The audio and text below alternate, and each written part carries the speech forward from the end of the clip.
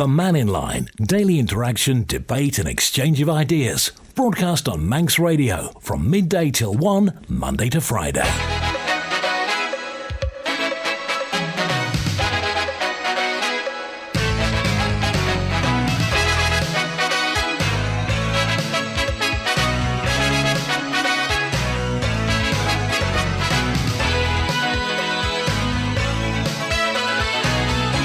Tonight, good afternoon. 7 minutes after 12 midday. Mannin Line through till 1. We're open line today. Yesterday, live with the students of Castle Rushen High School. So if you want to follow up on anything we were talking about yesterday, or whatever's on your mind, I do want to bring to your attention, and I've had several communications already today about a scam that's going around. A scam that could cost you hundreds of pounds over the phone. And a note goes, Dear Andy, this morning I had a call from a person pretending to be a policeman from Charing Cross, obviously Charing Cross in London. He stated that they detained a man who had my debit card, and incidentally the debit card was in my pocket anyway. He stated that the man says that he knew me. I said I didn't know him. He then this is the person pretending to be a police officer, gave me a badge number and a crime number and stated my address. Now the scam started. He said that when I heard the bleep on the phone, I should dial 999 and that will put me through to the local police station. Sensing something, I said I couldn't do it. I'll just go down to the police station as the Isle of Man is so small anyway. The person on the end of the phone got quite upset and said that I should be dialing 999 and not wasting police time. And then in the end, he put the phone down. If I dialed 999, it would have gone straight through to them and the scam would have started. This is basically a premium rate phone line scam. So if someone phones you, and I've had another one in just saying I was almost scammed yesterday, somebody purporting to be a Sergeant Marshal from Charing Cross Police Station. He said they'd arrested somebody who had my credit cards purporting to be my grandson. This guy was very, very believable. We reported it to Castletown Police, who said that they've had many more of these reports. It's an exact scam. So the important thing is, if you have somebody, first of all, it's an offence to impersonate a police officer. That's point one. But it's obviously not happening from on the Isle of Man. They're obviously just going through a call generator number and just dialing and dialing and dialing. The scam is that once they press that bleeping and you press a certain number on your keypad, you will be then connected to a premium rate phone line. Could be as much as £75 a minute. So it will obviously then take you through a few, press 1, press 2, press 3 if you want milk, 2 if you want sugar, this, that. So you will get charged an absolute fortune. You'll put the phone down in boredom in the end, but you could have been charged hundreds of pounds. So just be aware that scam's going around. If anybody calls purporting to be a police officer saying they're from Charing Cross or wherever, and you've got to wait for a bleep and then dial a number, just put the phone down and tell the police. 631212. David's first with us now. Hi, David. Hi, Andy. I'm just checking to make ssure this is not a premium line before I go any further. No. Well, it depends. Depends how premium the thing about telecom is. According to my wife, my telephone bill's going up, and it's probably you at fault. But never mind. I wanted to talk about, I was listening to the Minister the other day for Education regarding training for the future, whether that's in skills, in bricklaying, electrics, plumbing, all sorts. And this report is going to come out from this organisation for the Green Initiatives, which will be for Tynwald. So I presume that'll be in the next couple of weeks. And I just wonder is anybody going to get an advance copy? Once the politicians get it, when I was in Parliament, once the politicians had it, it's a report. So why can't Joe Public have 2 pence with it in, so we can have a word with our politicians, say what we would want as well? And the thought that I had was, if we don't put these mechanisms in to train people for the future on, say, the new technology, PV panels, turbines, all sorts of things that's coming along.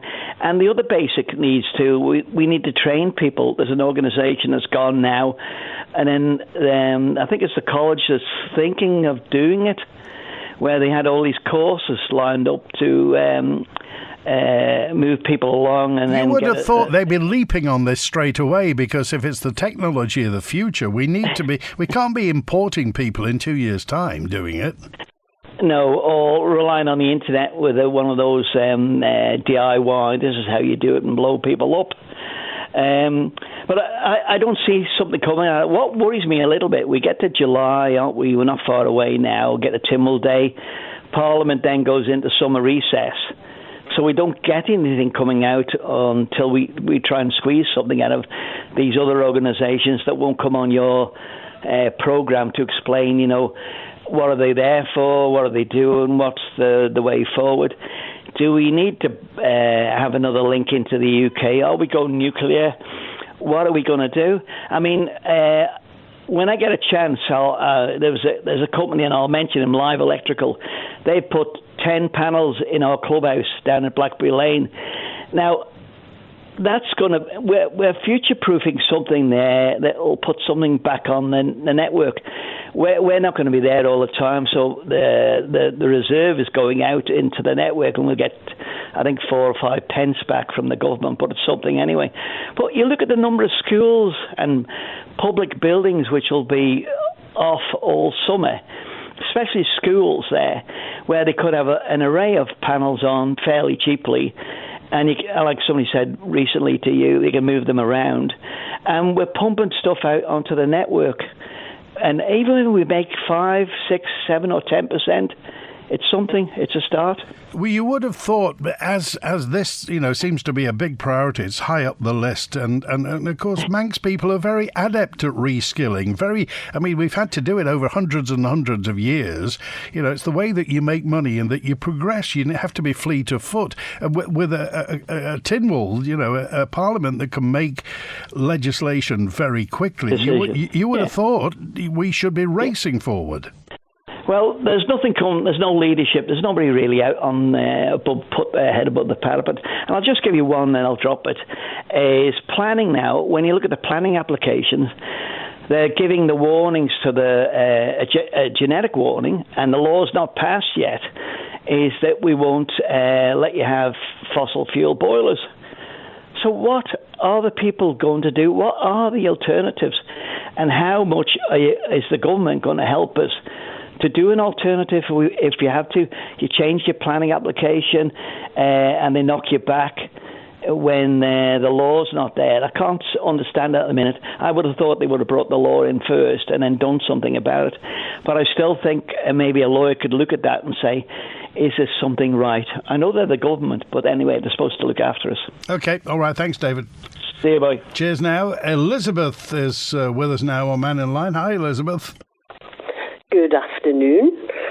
I didn't hear that programme at Castle Rushen the other day about the vaping, but I do notice around the streets in Douglas and everywhere, people are just chucking these vapes away on the streets, But how are you meant to dispose of them? Where do you put them? It says don't put in the bin, doesn't it? I think it does. Don't put in the bin? I think it does, something like it. I'm not sure. I haven't seen the packaging. I haven't read the packaging. But with most things, because it's got a little battery inside, they keep telling you not to put them in the bin, doesn't it? Yeah. If they've got a battery, they've got a little battery inside, haven't they? And somebody said this morning that there was loads of what was it? There was some harmful product in them anyway. So why can't they put up posters stating the fact that these things are bad for your health? It's interesting. They've come around the e-cigarettes, as they were called originally. Now they're vapes. Yeah. But they've got nicotine in to varying strengths. Anything from what used to be, an old sort of silk cut, cigarette, right through a capstan full strength. These have got. They don't have tar, but they've got lots of nicotine in. And kids are vaping. They're putting nicotine into their body.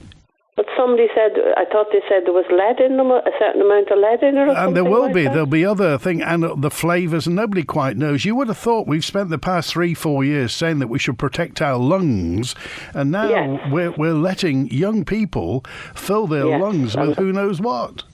All the school kids are doing them. You see them all the while. They're vape, so they are. Well, they were saying yesterday, when we were at Castle Rushen, Elizabeth, that it's cool. And kids will do things that are cool. Well, smoking used to be cool, didn't it? That's why they all smoked, because smoking used to be cool. Oh, I was coming across the street this morning. I'd been down to the quay, to the gas people. Anyway, and a police car came flying down at a rate of knots. He wasn't doing the speed limit 30. He must have been doing about 50 miles an hour with all the lights going. Where does he need to go in such a hurry? If anybody had to try to cross that road, it was black. And whereabouts was that? He was going down Astor Street. I was walking up Astor Street down. I'd been down the quay. Well, I'll just tell you, there has been a crash on South Quay here earlier on today. So there was. That's where you. Well, they were lucky there wasn't another one at the speed that police person was doing anyway, with all his lights going. And some other lady says, "My God," she says, "where's he need to do such speed? Dangerous down Arthur Street." So tell me, Elizabeth, did you ever smoke? I did when I was younger, but I haven't done for a long time, so I haven't. Because I couldn't afford it when I was married. I couldn't afford cigarettes. That's the top and the bottom of it. I did smoke, but I was never a very, very heavy smoker. Maybe 10 a week, maybe, or even less, if I managed to get a package of fags. But anyway, the fact is I had stopped because they just made me pass out. Sometimes at the wrong time, if you took a cigarette and inhaled it, next minute, I'm on the deck. Completely and utterly passed out. Even sometimes when you were smoking a fag and you were halfway through it, you knew you were going to go. So I would throw the fag away, but I would still go. And my friend said it was like I was having an epileptic fit, she said. So I had a word with the doctor, and he said it was the nicotine cut off the oxygen to your brain, and that's why I used to pass out all the while.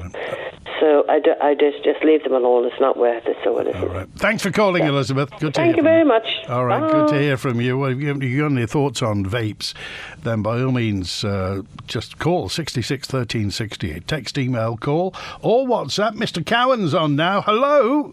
Hello. Hello. Hello. Hello, Mr. Cowan here. I'm inquiring about the prices of the steam packet.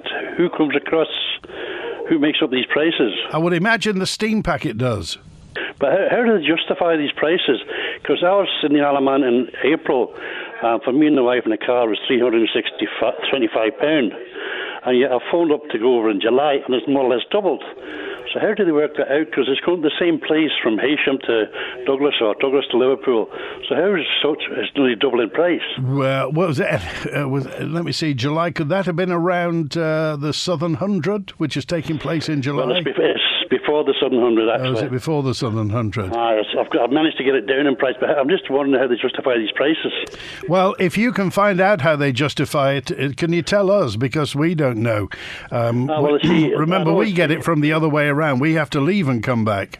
I know, but I know it was an Australian or Portuguese firm used to own it at one time, then the Manx government took it back over. Everybody owned it. It was owned by a pension company, and then they went bust, and then a Portuguese bank got it. The Australians used to own it before that, and now we own it. But you think that with the government would maybe reduce the charges, because I'm assuming everything's be a lot cheaper. The Alabama government it'll be a lot cheaper now, but it seems to have gone even worse. I know they've got a new boat coming in. I wonder how long that'll last before it breaks down.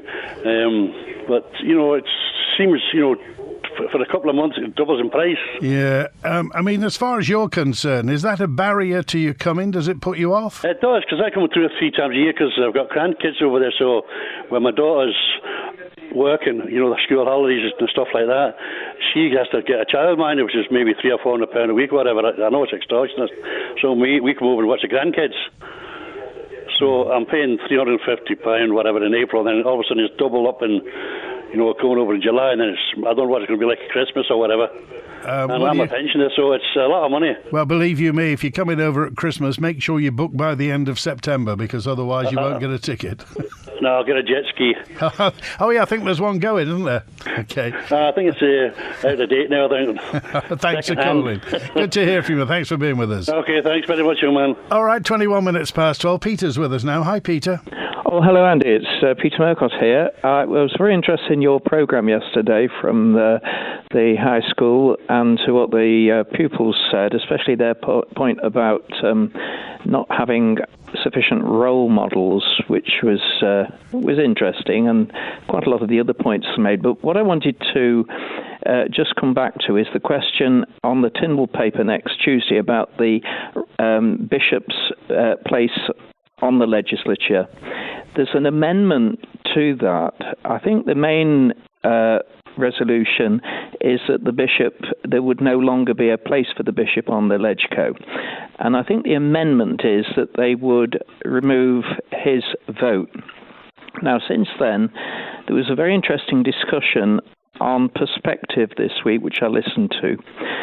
And I couldn't help feeling that to quite a degree, they're missing the whole point about the presence of the bishop. You hear people saying, well, they have moral codes themselves, they have codes of ethics and very high codes of ethics, which I don't doubt whatsoever, but that they don't really need someone from the Christian perspective, therefore, to tell them what the code should be. But that actually misses the whole point of why the bishop is there. And it's not even to do with the fact of heritage, the fact that he's been there for hundreds of years. The point is the presence of the bishop is, I would suspect, was originally to remind government that their powers are delegated by God, and it's laid down in Romans 13, verse 1. There is no power but of God. The powers that be are ordained of God. And so when you talk about the fact, as I think they did on Perspective, well, of course, we've changed the rules about how Tynwald is elected, and we've moved on from that. But you see, the people who are elected to Tynwald are still bound by that same rule, even if they don't agree with it, even if they're unaware of it.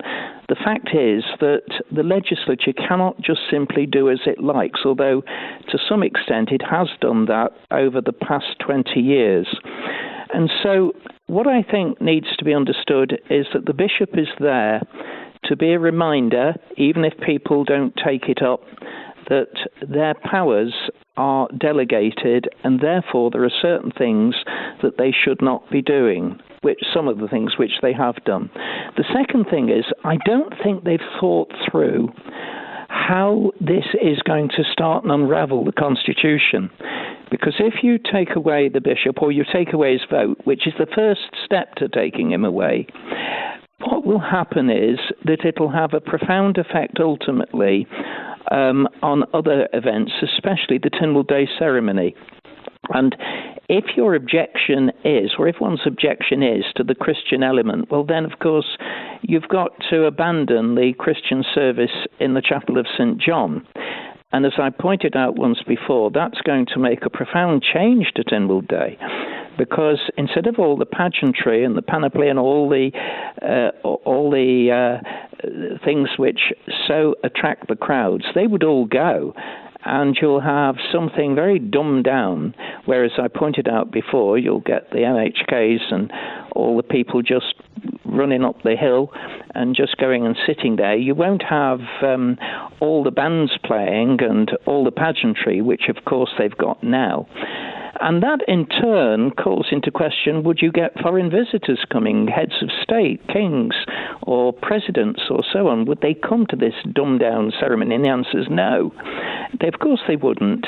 And so I just think that this whole question has been one that has not been thought through. Secondly, I think that the members of the legislature would be very, very unwise to go for the amendment, which is that they just take away the bishop's vote, because as was hinted on in perspective, that's in a way just, and they use this phrase, shuffling forward.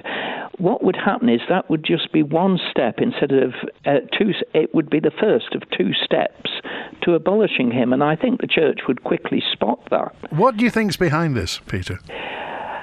I wouldn't like to speculate. I just think it's very regrettable that a question like this, which is not and should not be top of the agenda of the members of the legislature, is being asked when there's so many burning issues that the legislature needs to address. And it really becomes a diversion. I'm not saying that was the intention, but that's what happens. And it really is something that should be bottom of the agenda. I mean, they could look, for example, at the election of the other members and the cost of the Legislative Council. I mean, the cost of the salaries, I saw in the paper, £67,000 per person. And they could have an in-depth look at, how democratic is it when they're just simply appointed by the Keys, who, quite frankly, are bound to appoint people who are more or less people who have views that the Keys approve of. And that's not, to say that's not democratic is putting it mildly. So I just hope that when they come to vote on this, that they realise that this issue is one which will, if they take either of either the main proposal or the amendment, if they vote for either of those, they are setting on a path that they will start to undo a lot of the ancient ritual and ancient heritage of the Manx nation. And that, I think, they will regret, and by then it will be too late. OK, Peter, thanks for calling. OK, thank you. Good to hear from you. 28 minutes past 12 on Manx Radio. Mannin Line's with you through until 1 o'clock today. I got a note in from somebody who said, take your single-use vape to the Totally Wicked Vape Shop in Douglas, apparently. That gets rid of it. Have you seen lots of vape detritus, vape litter around? Crikey, who does this? Oh, TT is way behind us, but I'd forgot to play you this. It came in on the answer phone last week. Hello, massive thank you. I brought a terminal friend over yesterday. We flew in the morning and flew in the afternoon. I'd like to thank EasyJet for the use of a wheelchair. Telecabs, the gentleman that runs that and the guy that they sent to drive us around were absolutely incredible people. They even waived the fee for our day, our taxis. Cannot thank that gentleman, and he brought my friend some souvenirs and stuff to the Joey Dunlop Foundation. I'd like to say a massive thank you to Telecabs. Absolutely superb service and company, and a very, very big special thank you to Mandy Carter, the general manager at the Joey Dunlop Foundation, who very kindly put my friend up in a camp bed so that he could relax and sleep during the day while he watched a little bit of racing. We've been overwhelmed with the kindness of everyone at the Isle of Man TT. Unfortunately, my friend is terminal. Would like to say we'll be back next year, but I don't think that's going to happen. But thank you so much to everybody that made his bucket list of the TT such a memorable and amazing time. And so really can't thank the companies enough, especially Telecabs and the Joey Dunlop Foundation. Absolutely incredible people. Much love and all the very best. And thank you very much for the experience. Bye. Well, how about that? Everything is Delilicious at the newly opened Woodburn Deli on Dalton Street in Douglas, just around the corner from the terrace. Whether you want to treat yourself to something tasty, from meats, cheeses and charcuterie, to pies, bakery products and coffee, or perhaps you're looking for a lovely gift, then choose Woodburn Deli for a wide range of hand-selected products you won't find anywhere else, including chocolates, drinks and hampers. Woodburn Deli. Fine foods and gifts. Open 7 days a week. Running a business is always tough, but these days it seems to be getting harder. Keeping on top of sales, recruiting staff, and trying to keep up with the accounts can mean that there just aren't enough hours in the day. One phone call to Shimmin Wilson, a Manx firm of chartered accountants and business consultants, is all you need. Shimmin Wilson can help you with an extensive range of accountancy-related services and a team on hand to help you through these tough times. Your peace of mind is only one call away on 627744. Cancer Research UK's Relay for Life is back. Don't miss your chance to honour everyone who's been affected by cancer and the progress made in research. Unite with family and friends, set your team fundraising goal and join a celebration of community fundraising. Search Relay for Life Isle of Man and enter for free today. The Relay for Life, 26th August at the National Sports Centre. Your chance to help beat cancer. It's time to find out who's the daddy.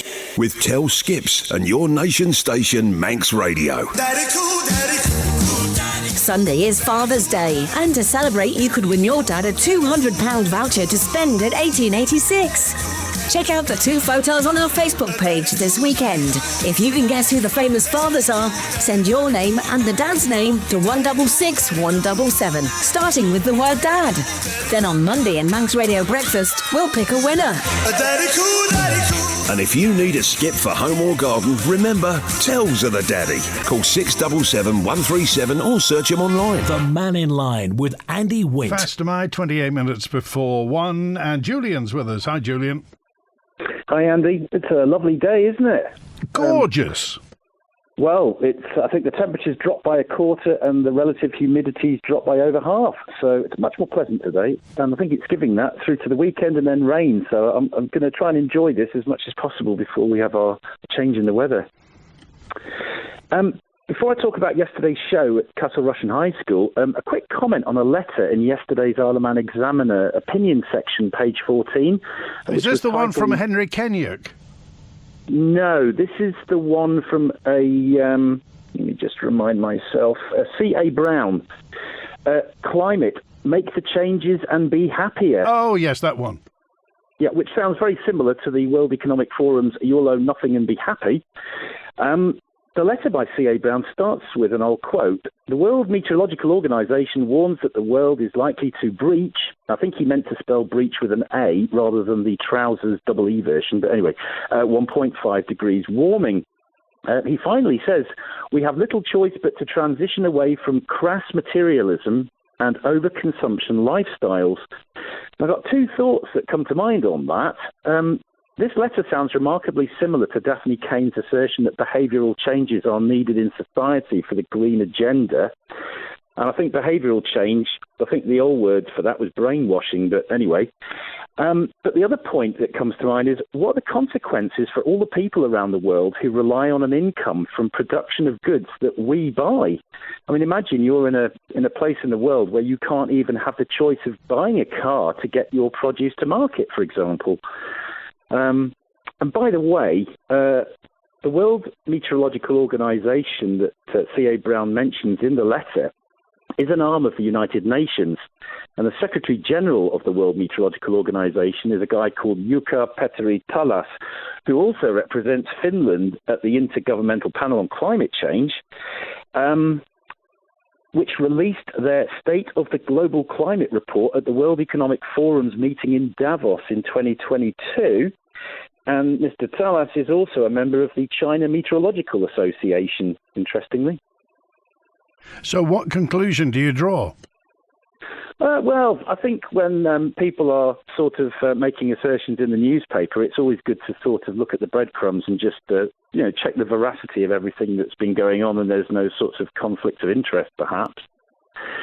Anyway, I listened with interest yesterday to your show, interviewing the students at Castle Rushen High School, and I was very impressed with many of their answers, especially Peter and James on the topic of electric vehicles and the resources required to build them and power them, particularly the batteries, along with the many problems that wind turbines have. And I'm wondering, perhaps James has read the #1 best-selling book, Cobalt Red by Siddharth Kara, which goes into great detail about the human and ecological catastrophe of cobalt mining in the Congo, along with the child slavery. But also, on Monday's Mannin Line, I found John's speech very moving about climate change propaganda affecting young people's mental health. And I thought yesterday it seemed to be confirmed by the students' comments. But it's also great to hear that almost all of the students are driving or are learning to drive, which seems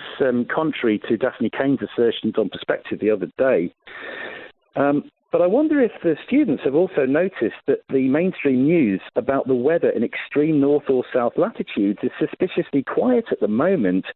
For example, Russia has recently built 9 nuclear icebreakers at its St. Petersburg shipyard, and the latest, the Evpatий Kolovrat, which is named after a famous 13th century Russian war hero, would normally have set course eastwards across the Arctic to its new home in Petropavlovsk in the far east of Russia.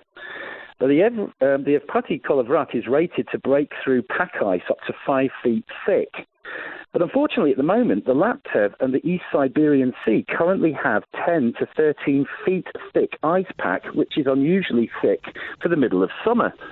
And because of this, the icebreaker has had to go the long way round via the Mediterranean, the Suez Canal, past Asia and up to Petropavlovsk, which has doubled the Arctic's distance of 7,000 miles to 14,000 miles. So I think thick Arctic sea ice doesn't care too much about fuel economy. The thing is, Julian, everybody in the middle of all this, and I just put myself as a, how can I put it? I'm not uninterested, but as a disinterested viewer to all this. We have many people who disregard or want to disregard climate change. Lots of people are proponents of climate change. And in the middle is the citizen, the person who's just trying to get on with their lives. And at the moment, we hear opinions from all sides. We hear, well-informed opinions. We hear people saying this and people saying that. And in the middle, people just have to live their lives.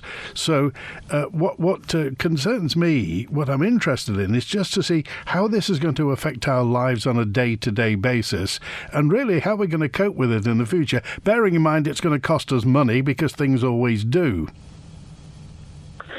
Well, you've got one side of this argument who seem to be pushing on things that are going to literally industrialise the Isle of Man with all the however many wind turbines. I think Mr. Langham Newton said 500 gigawatt hours of wind turbines, which works out a lot of massive concrete structures on, a biosphere nation. So that's something that needs to be addressed. Also, the ethics of sourcing all this stuff and the huge amounts of resources that are going to have to be mined. And the fact that the 200 billion that's been spent on the wind turbines in the UK on and offshore, which would have been enough to have bought enough power stations for 9 times the UK population, apparently only produce a 10% of it and were no use whatsoever in reducing the electricity prices, which evidently are much more expensive than they were. Why weren't all that huge 200 billion investment, why hasn't that lowered electricity prices? And Denmark's had the same problem for 10 years. Their electricity prices are the highest in the world. Well, we'll see. Well, one thing's for certain at the moment, the wholesale price of gas is going down and down and down, so we'll see what happens to our energy prices in the Isle of Man later on this year when that hopefully filters through to us. Yeah, I think, what is the current price? Is it 32 pence? About that, yes, yeah. And 21 in the UK? It doesn't make a lot of sense. OK, all right, Julian, thanks for calling. Thanks, Andy. All right, good to be with you today. Sarah Maltby, MHK, is on tomorrow. Sarah Maltby is the Treasury member inside Social Security because Treasurer is responsible for Social Security payments. And the Social Security Director, Victoria McLaughlin, is going to be on tomorrow. We're talking about benefits. Benefits that are paid, obviously where the money comes from and where it goes to, and how our benefit system is functioning on the Isle of Man. Also, things like civil legal aid, that comes in there. Who runs the job centre? And if you've got any questions about benefits, then by all means do get in touch. We have the welfare state, if you like, on the Isle of Man. We have a system where everybody pays in through various taxes and insurance levies, and money then is distributed. So it'll be interesting, fascinating, to be quite honest, tomorrow. Sarah Maltby, MHK, from Treasury, and the Social Security Director, Victoria McLaughlin, talking about benefits tomorrow on Mannin Line. Next Monday, the Enterprise Minister's on, Tim Johnson, MHK, and the Chief Officer at Enterprise, Mark Lewin, will be on talking about all the various parts of Enterprise, including lots of historic things like the the tourism ministry. It's now called Visit Isle of Man, which is located inside there. Visit Isle of Man, Locate Isle of Man, Digital Isle of Man. Everything's in there. So Sarah Mulby and Victoria McLaughlin on benefits tomorrow, and Tim Johnson and Mark Lewin from Enterprise on Monday. And Juan's on now. Hi, Juan. What a lovely day to be sat in the studio, Andy. The air conditioning is absolutely fine. Do you know, I think we volunteered to put solar panels on the top of Manx Radio and nothing came of it. That's a surprise. I was just listening to Peter Murcott there before, and I listened to his programme, and Joni and Daphne getting a lot of airplay this week there, and Phil the Man going about all bashing the Bishop again last night, so let them get on with it. Now then, I believe, a little bit about housekeeping, I believe I upset Bonzo the other day. And what did he call me? A misogynist. I couldn't even spell that on a Wednesday. What was that one mean, Andy? A misogynist? Yeah. Oh, I'm just working out how to spell it. You know, Bonzo's an integral part of the show, isn't he? I mean, the opinion show. Bonzo, it'd be like having fish with no chips, or it'd be like having fish and chips with no salt and vinegar, or it'd be like having Pride with no gay people, wouldn't it? He's part of the show. He's part of the show. And for everyone that he called out last night on the politics page for being right-wing conspiracy theorists, so from John and Julian and Diane and myself, happy belated birthday, Bonzo. You have a great week. But going on from that, I was called for what I said to Joni and what I said to Daphne. And in all honesty, you know, if I'm contributing to someone who's getting $65,000 a year out of us and wants me to change my whole way of life, I will ask the questions that I need to ask. And for Bonzo to say that because they're females, I'm being a misogynist and talking the way I am. No, I'll ask the questions whether they're male, female, or any of the other 72 genders that's around at the moment. I will still ask the questions. Be sure of that. And the other thing is, I don't know whether you picked up or whether you see the Facebook pages, but the politics page, Bonzo put a post on it last night. Obviously, I did upset him quite a lot the other day. And he brought up about a BBC programme, BBC of all people at the moment, Mariana in Conspiracy Land. And if anyone wants to know where Julian and Juan and Diane and John get their far-right conspiracies from, then have a look at this. But interestingly enough, looking down it, because I never even knew about this, to be honest, but remember we talked about a year ago about the Light newspaper. Do you remember that, Andy? Oh, yes. Yeah, and seemingly this Mariana, who's the new disinformation trout for BBC, decided to question the editor of the Light newspaper. But it was quite interesting that he actually had his own tape recorder going, and the original uncut version of the 3-hour interview with the BBC Mariana and Conspiracy Land is actually on Rumble if anyone wants to see the different side of the story. So just putting that out there a little bit of housekeeping from the other day. But as Julian said yesterday, I was interested in the Castle Russian stuff that was said yesterday. It's good to see that the younger people are actually seeing that the problems with the lithium and the cobalt mining and where this actual green agenda is heading. It's good to see that younger people, like we said before, their future, and they're actually, maybe waking up a little bit to not everything is the grass is greener on the other side. Well, we need to listen to them, John. They're going to be paying for our care homes. Absolutely, Andy. Absolutely, yeah. And I want one with a view and air conditioning for this hot future. Thanks for calling. Take care, Andy. All right. Terry dropped me a note just to said people and our government are wondering why the birth rate is down year after year. Is it down to the doom and gloom over the past and present? You was talking about this on Monday, whether or not the bad news that we seem to be pelted with all the time at the moment, that we shouldn't do this and shouldn't do that. Is this affecting the way people are not having children? And maybe it's something to do with the cost of it, to be quite honest. It is the same right across Western Europe. The birth rates have plummeted right across Western Europe.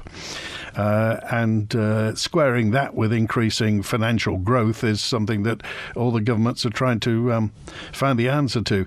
But maybe it is that. I mean, is there more doom and gloom around nowadays than there used to be? Well, there's far more media. We have 24-hour news channels who have to fit things in all the time. So is there more doom and gloom? I mean, remember the first half of the 20th century, there were 2 world wars. Oh, that was doom and gloom. Nowadays, do we really have doom and gloom? Stephen's on now. Hi, Stephen. Well, I hope I'm not going to be too gloomy and too much doom. Good afternoon, listeners, and good afternoon, Andy. What I'd like to just touch base on quickly is there is a continued issue with the green agenda. Well, not a green agenda, it's a green solution, I should call it, actually, rather than a green agenda. The green agenda gives the impression biased one way or the other, which is not.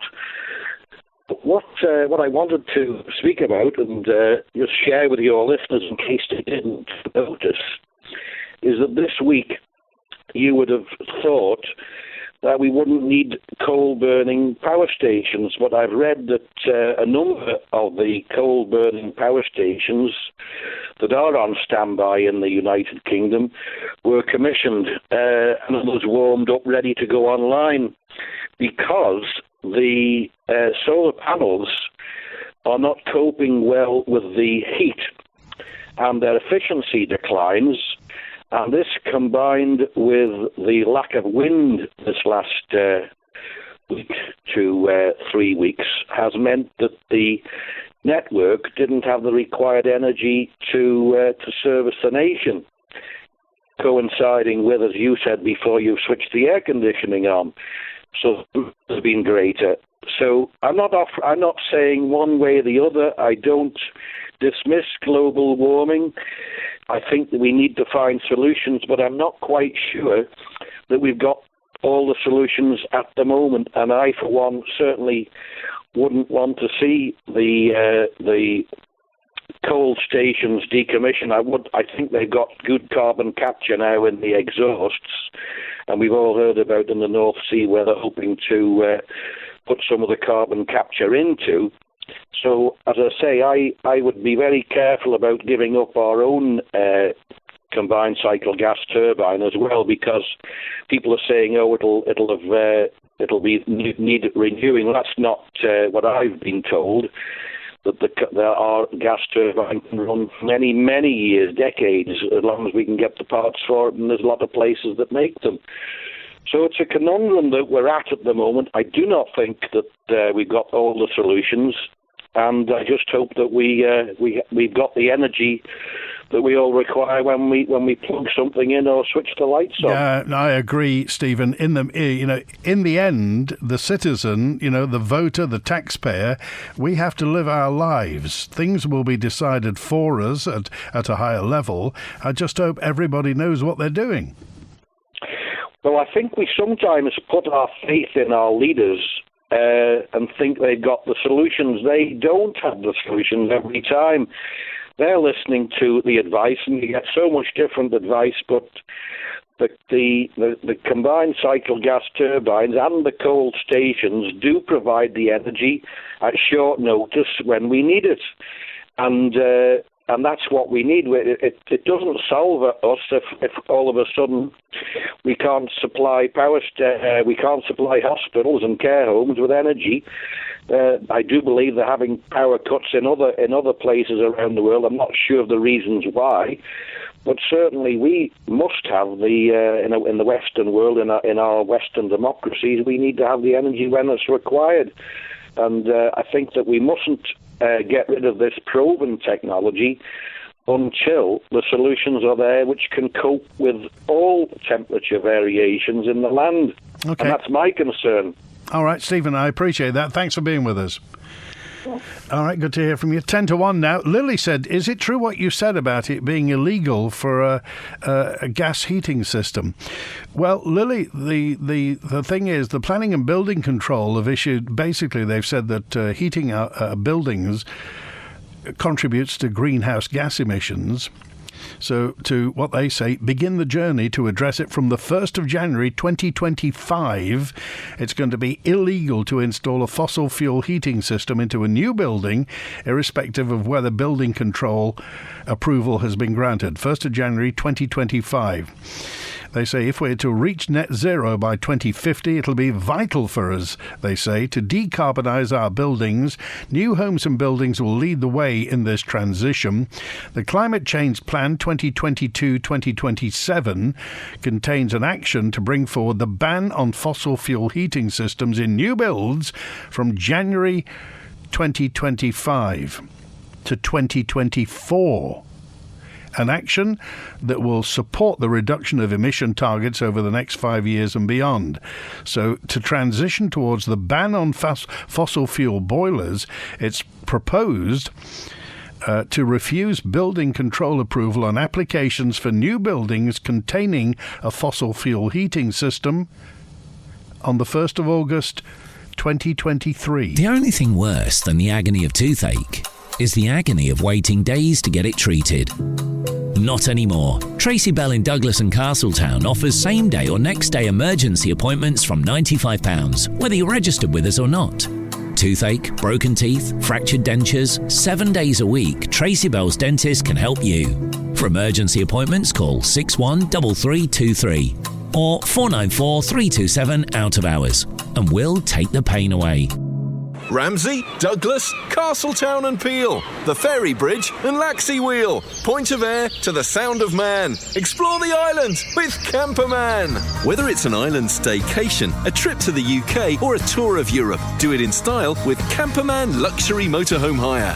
Fabulous accommodation, the open road and stunning views await you. Start planning your dream adventure. Call Camperman Luxury Motorhome Hire now on 30 40 87 or find us on Facebook. Roses are blooming at Ramsey Garden Centre, and with a variety of hanging baskets, summer bedding, fruit and ornamental trees, plus a full range of garden essentials, there's never been a better time to visit Ramsey Garden Centre. Open 7 days a week. 4.7% gross AER. What? 4.7% gross AER on savings. Really? That can only be on a Guernsey-based Skipton International fixed-rate savings account. I thought that would get your attention. Yes, right now, Skipton International is offering a fixed rate of 4.7% gross AER when depositing £50,000 or more. You'll struggle to find that elsewhere. So call 01481 730 730 or find out more online at skiptoninternational.com. Skipton International is licensed to take deposits by the Guernsey Financial Services Commission and is a participant in the Guernsey Banking Deposit Compensation Scheme. Details at dcs.gg. Terms and conditions apply. The Mannin Line with Andy Wint. Fast to my good afternoon, 6 minutes to 1. John's with us now. Hi, John. Hi, Andy. I don't know about the mental health of the kids at Castle Rushen High School. What about the general thing with all this climate going on, about your general listenership? It's like listening to Groundhog Day with the Three Stooges of Julian, Dewan and Bonzo on all the time. What's your opinion? Well, that's it, Andy. I've come to the point now where it's your head bounces. You've just heard too much of it. It's information overload every day. Can you make one way, one bouncing the other? Can you make sense of this whole thing with some people on one side and some on the other? I'm just sick of listening to it. It's like having a house full of kids and they're fighting all the time. It just gets on your wick. And I think the vast majority of your listenership, which I'm sure must be going down, I don't listen every day now. I just turn it on every now and again. And if one of those three is going off on their own bigoted opinion, doesn't matter which side of the fence they are, I just switch over. Well, it's good that you're listening today anyway. Yes, but that's why I've come on, because surprise, surprise, I'm on again today. And the only person I haven't heard today is Bonzo. I only turned on at 12:30, so he could have been on before then. But I'll turn off again. I might turn it on another couple of weeks, and if it's one of those three twittering their same bigoted opinion, no matter what side of the fence it is, I'll just switch off again. It's not the program it used to be. It's not the program it used to be. It's just going downhill. It's funny though, John. I remember when I was doing this show 25 years ago, everybody used to moan that Marge Jockum was on every day, and Tony Brights, at least she was entertaining, and Count Morenzi, and Dorothy from Peel, and Freddie Bell. Yeah, but I'd rather be hearing about the dog muck from Marge than this lot twittering on about the climate change all the time. Dear God, at least we could do something about the dog dirt. We can't do nothing about the climate change. That's going to be done by people above and beyond us. Marge, where are you when we need you? Thanks, John. I appreciate that. Yep. Cheers now. Good Bye-bye. to hear from you. I want to thank Jodie Aston, by the way. Jodie is the head of sixth form at Castle Rushen High School, and she fixed everything yesterday for the outside broadcast that we had. At the last minute, we got moved out of one of the rooms into the staff room because they were doing an exam, so it was all last minute. Thank you, Jodie. Good to hear from you, and thanks for everything yesterday. By the way, tonight there is a focus group on illicit drugs, the use of illicit drugs. There's a meeting tonight. If you want more information, call Home Affairs on 694 300. There's a focus group tonight from 5 till 8 o'clock. Information from the focus group is going to help as part of the review, which aims to assist in the development of policy and practice, reducing harms to drug users, families and society. More information from Home Affairs, 694 300. Thanks to Howie on the phones today. Back tomorrow at high noon. WINT.